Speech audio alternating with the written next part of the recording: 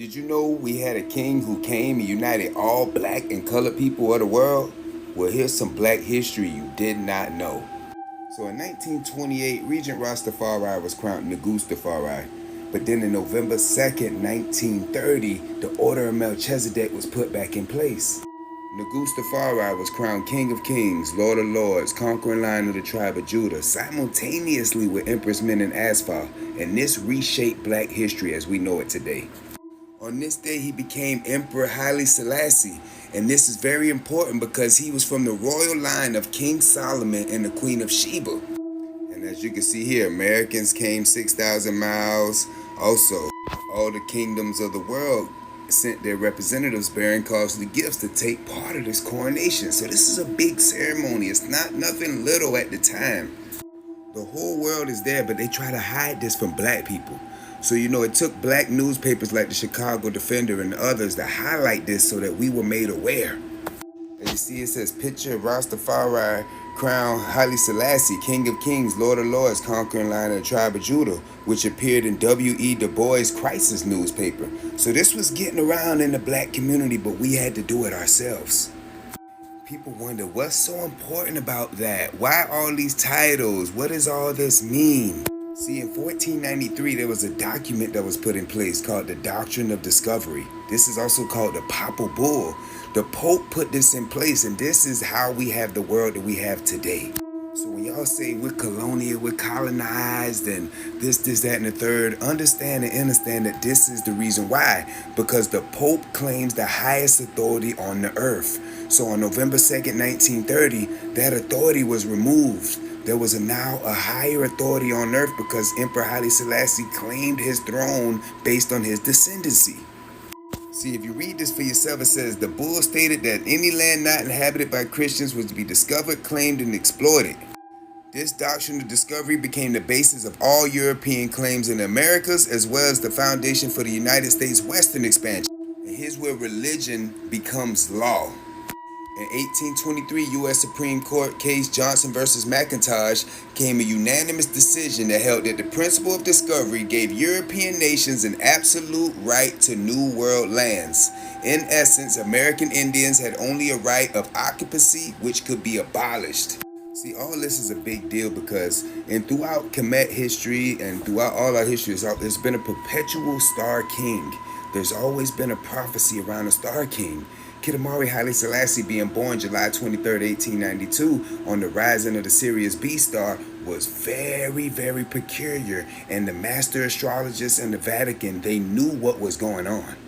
So although they did things like this behind closed doors, trust me, they were not happy about it. See, all throughout history, Ethiopians always represented a staple of people. Even their greatest historians like Herodotus and like Homer, they even describe Ethiopians as the most just of men, the favorites of the gods. And classical literature makes it clear that the region from Egypt to India was called by the name of Ethiopia. So let's get back to black history. See, black people in this time, we knew what was going on. We were in Jim Crow, we needed help. So we were prophesizing and coming up with this stuff before it even happened. There were articles like this coming out, Negro Universal King coming to rule the world. We felt the energy, it was happening. 5 years later is when the war hits. So now here's where it gets sticky. The whole Africa, you can see, they're all colonized. The whole Africa is colonized. Ethiopia is literally the last thing left. And you have Italy and Eritrea, and you got Italy and Somalia. Up here, Mussolini making war with the king. We're not going to talk about biblical prophecies or anything like that. We're going to talk about the facts. But this is what's going on in 1935, and it gets real sticky. See, most of us, especially here in America and all places, right? Because we say, oh, there's the first Chinese were black. The first Americans are black. The first Mexicans are black. Whatever. We say all these things, right? But we have no proof. And the reason why we have no proof is because we've been colonized. They destroyed history. They destroyed temples. They destroyed this, that, and the third. So at this point in time, Ethiopia is literally the last place on earth that has not been colonized. And this king, who's from the Bible, who has all these prophecies around him, comes and has to face the most powerful army in the world, and he rises to the occasion and he saves history left, because if they take Ethiopia, they take the whole Africa. And maybe today would be a little bit different, but I'm gonna show you how he comes and unites all black people. Now, I want you to be in the mindset to understand what was going on. So Emperor Haile Selassie is facing the biggest army in the world. They have 1,800 rifles. They walk around barefoot and all these things. But at the end of the day, he makes a statement that's very important. He puts titleage over us. He makes a claim over us and gives us his authority. As the last sovereign nation of Africa, the only thing left, he makes a statement. He says, I am not only the emperor of Africa, I am king of all Negroes everywhere, including those in the United States and other foreign domains. The Italian warlord is trying to destroy the last best hope you have on earth. What did he mean by that? Your last best hope you have on earth.